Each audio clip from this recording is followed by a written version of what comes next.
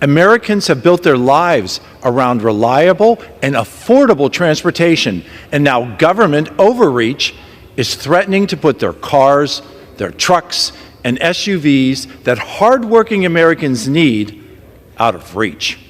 At its core, the vote on H.R. 1435 asks a very simple question: should consumers or the federal government decide what type of vehicles Americans can drive? This legislation is designed to address an issue created by California's Advanced Clean Cars 2 regulations that seek to ban the sale of gas-powered vehicles in the next decade by requiring 35% of new vehicle sales to be electric vehicles in 2026 and fully 100% of sales to be electric vehicles by 2035. Because of the fact that 17 other states have adopted portions of California's Clean Air Act regulations, this decision could potentially impact over 40% of American auto market, and if enacted, would create a de facto ban on all gas-powered vehicles in the United States. As originally created, California's carve-out in the Clean Air Act of 1970 was designed to combat smog and pollution in and around Los Angeles, and it was never intended to be used as a tool to ban the vehicles that have transported Americans for over 100 years. Currently, the only thing standing in the way of California's implementation of this policy is a required EPA waiver. That's why I, along with Representative Latta, Bilirakis, and Obernolte, introduced H.R. 1435, the Preserving Choice in Vehicle Purchases Act. This bill would prevent the EPA administrator from granting a waiver to any regulation that would limit the sale or use of new vehicles with internal combustion engines. We cannot expect vehicle manufacturers to build one car in California and another one for Pennsylvania. In areas like my district in central and western Pennsylvania, electric vehicles are unable to perform in the mountainous terrain and lose range in high heat and in extreme cold. On a recent trip, Energy Secretary Granholm was unable to use a fleet of electric vehicles to travel across the state of Georgia without using a gas-powered vehicle to block a public charging station ahead of her arrival. Mr. Speaker, not every family will have an advanced staffer ready to reserve a charger for their vehicle. Even the Biden administrator's EPA Administrator Michael Regan did not support the banning of internal combustion engines. In May, when I asked Administrator Regan if he supported such a ban. Hello, friends.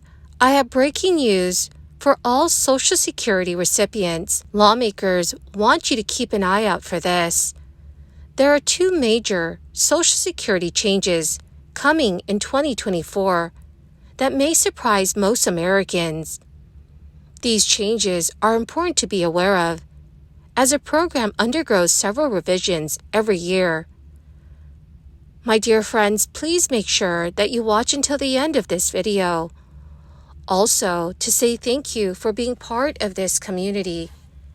Every Friday, I will be announcing several winners for the Walmart gift card giveaway. If you would like to enter these weekly giveaway, friends, please click and like several of my videos, and then comment below the keyword of each video that you watch. The more videos that you comment on, dearest friends, the greater your chances of winning the giveaways. In October, the Social Security Administration will issue a press release detailing major changes to the Social Security program for 2024. A similar announcement is made around the same time each year because certain aspects of the program are adjusted annually to account for changes in wages and inflation. Even so, a recent survey from Nationwide Retirement Institute suggests that many Americans could be blindsided by some of these revisions. One of the largest knowledge gaps identified by the Nationwide report was the relationship between Social Security benefits and inflation. Fortunately, Social Security payments receive an annual cost of living adjustment each year to fend off the effects of rising prices. benefits would quickly lose buying power without that assurance. For instance, the average price of bread has increased 35% in the last decade, while the average price of milk has increased 17% during the same period. Annual COLAs are based on inflation data from the third quarter, which runs from July through September.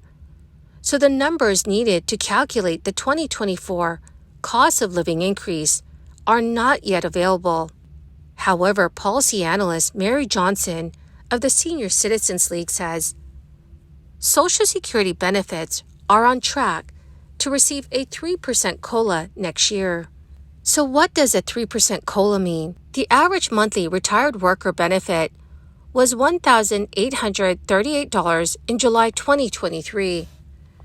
A 3% COLA would raise that figure to $1,893 in January 2024, meaning the average retired worker benefit will increase by $55 every month or $661 for the year. The SSA will probably issue its press release detailing the official 2024 COLA shortly after the Labor Department publishes the September inflation data on October 12th. The largest knowledge gap identified by the nationwide report involves the portion of income subject to the Social Security payroll tax. The income subject to Social Security taxes is actually capped under current law, though many politicians, including President Biden, want to change that because workers with earnings exceeding the income cap are effectively taxed at a lower rate. Currently, the maximum taxable earnings is $160,200, but the income cap is tied to the national average wage index, so it tends to increase from one year to the next. In that scenario, some workers will owe Social Security taxes on an additional $7,500 in earnings next year. Most workers are taxed at 6.2%, which implies an additional $465 in taxes for workers with earnings that exceed the income limit. Self-employed workers are the exception. They are taxed at 12.4%, which implies an additional $930 in taxes for self-employed workers with earnings that exceed that income limit. Ron DeSantis and Nikki Haley have both floated the idea of raising the full retirement age for younger workers, which would essentially cut benefits by delaying the time that seniors can access their full benefits. Former Vice President Mike Pence has proposed privatizing Social Security. 2024 presidential candidate and former New Jersey Governor Chris Christie has made headlines when he said Social Security will be bankrupt in 11 years and accused some of his fellow candidates of being liars and cowards for not tackling funding programs head on. He also said it is time to start thinking about cutting the program. The Old Age and Survivors Insurance Trust Fund is expected to run out of money in about a decade, leaving Social Security solely dependent on payroll taxes for funding. Those taxes currently fund about 77% of benefits, so the coming fund depletion might seem like an abstract concept to many Social Security beneficiaries because it's still about a decade away. But the Nonprofit Committee for Responsible Federal Budget recently put the impact in stark, concrete terms when it estimated that some retirees could face a cut of more than $17,000 a year when the fund runs out of money. Well, my beautiful and amazing friends, that is the end of my daily stimulus update video for today. My friends, thank you very much for joining me here on a daily basis and for being part of this community. To say thank you and to show my appreciation, every Friday I will be announcing winners for the Walmart gift card giveaway. My friends, please make sure that you enter the giveaway by clicking and liking several of my videos, and then comment below the keyword of each video that you watch. The more videos that you comment on, my friends, the greater your chances of winning the giveaways.